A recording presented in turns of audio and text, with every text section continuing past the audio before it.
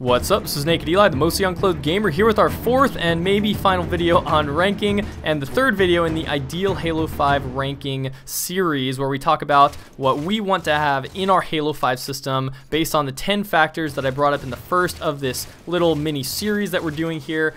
This is a game of Team Slayer that I ran into. I think it was a 2v4, and I had to go ham to carry the team to the win. It was a really close game, so I hope you enjoy that while we talk about ranks.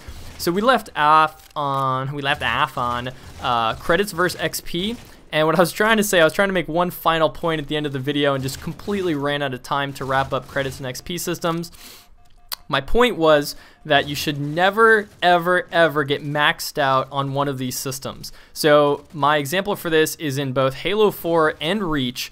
When you hit the max rank, you're done. You no longer get credits, and you're just stationary. You're stuck. And that's no fun. Every player likes to get cool free things by playing the game, whether it's credits or XP or whatever, and they want stuff. So when you hit max rank, you shouldn't be taking away their stuff. What I recommend is doing something similar to, again, I'll say it, Halo 3, where the XP was infinite.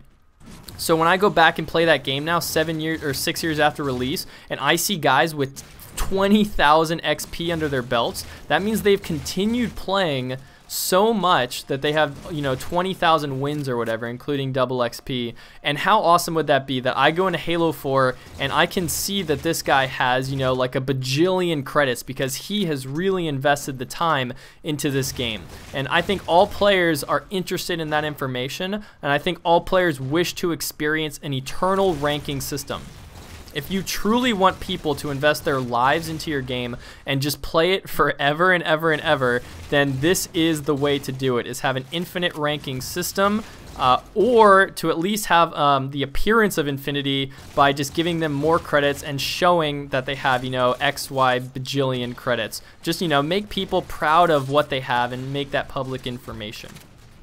Now let's move on to divisions versus no divisions in our ranking system. So let's think about Reach Arena system and League of Legends ranking system. They have basically divisions, and StarCraft has this too, right? Master, Grandmaster, etc. League has Diamond, Platinum, Gold, Bronze, Silver, not in that order. And they even have this, challenger tier at the top. So I want to talk about that challenger tier for the top boundary as well. But first, what do you guys think about divisions? Do you think that that's the way that ranking systems should be? That everyone should have a symbol that represents whether they're in like the lowest 10% or the best 1%?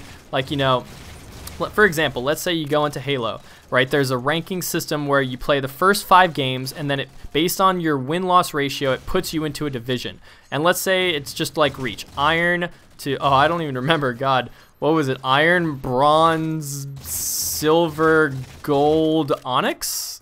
Was that? I think that was, maybe? Yeah, let's go with that. And, if you win all 5 games, let's say you go straight into Onix.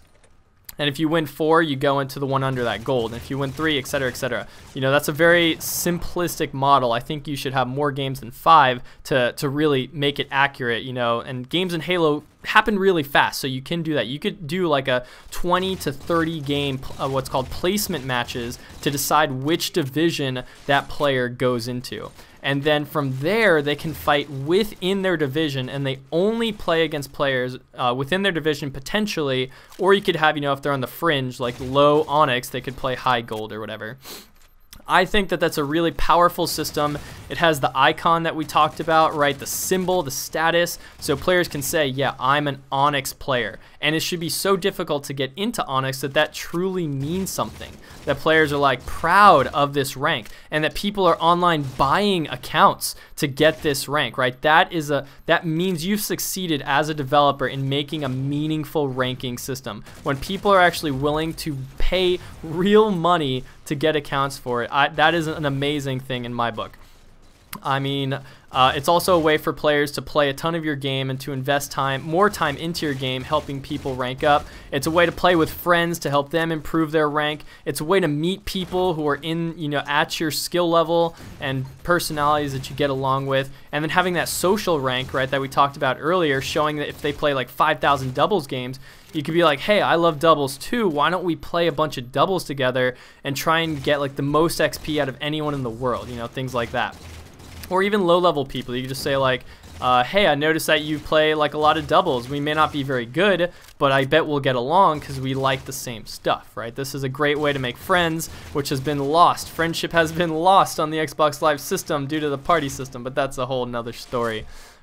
So I would be all for divisions. I think Reach had the right idea, but it was just executed poorly because of low populations, terrible initial setups, bad maps. It just wasn't a competitive environment, and no one really cared about Onix because it was too easy to get into. At least that's what, in the circles that I run in, that was what they said. That's not even just pros considered. That's just like average players thought Onix didn't mean anything. You want every player in the game to respect the highest level and to be interested in reaching the next level, right? So you want your system to be attainable, you want it to be accessible, and you want it to be meaningful. These are things that I think divisions can do, and I think that Halo 5, if executed well, could do this phenomenally. And placement matches, I think those are a great idea, just to boost someone into a higher realm quickly and to not skew, you know, the player base.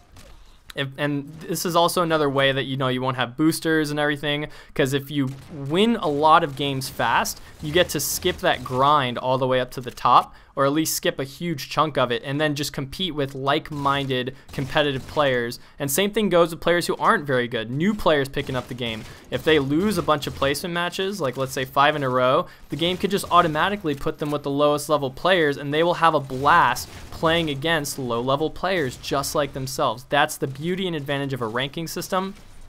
And then people who want to get better can go onto YouTube, can go onto Twitch, watch the pros, watch players who are doing commentaries, you know, ask their friends what strategies they have. Like, there's so much potential here when there's a good ranking system in place for community interaction and just for status symbols and for meaning in your game in general, and of course for sustainability, longevity, and of course selling a bunch of copies of your game. Now, if we are going to, let's see, let's discuss the top boundary before this game's over.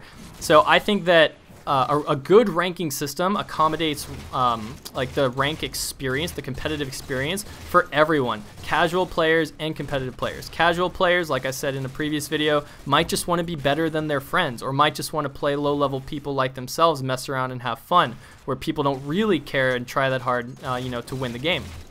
And vice versa, you want competitive players who love the nitty-gritty details and team strategy and maximizing win ratios, right? These are two different types of players, and you want each type of player to be satisfied with your game. Now, the top boundary is like Challenger in League of Legends. These are like the top 50 to whatever many players in the world competing for tournament spots. So, let's say that there were, I think in Halo there could be 200 spots, because MLG events and like competitive events typically have, let's say, 50 teams competing that are legitimately good, or at least, you know, a couple dozen really solid FFA players. So you can make it 100, 200, whatever. This top boundary should be a list of players that's public, a public leaderboard for the extremely talented.